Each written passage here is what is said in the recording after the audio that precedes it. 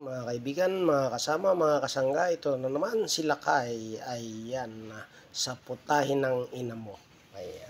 Ito po ngayon ay bagong init. Ito po ay fried itik. Ito po ang almusal na magsing irog. Ayan.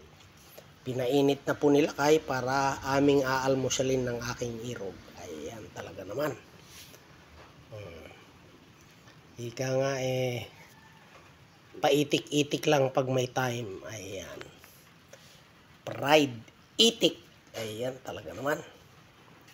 Ayan, ininit sa kawali. Ayan.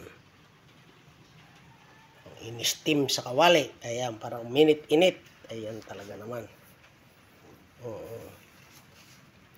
Inata-atado na ng aking irog para magkasya. Mas maganda sana na i-video ko nung buo. Ay, siya naman, talaga naman. Oo. Ayan po, fresh from Rizal. Ayan.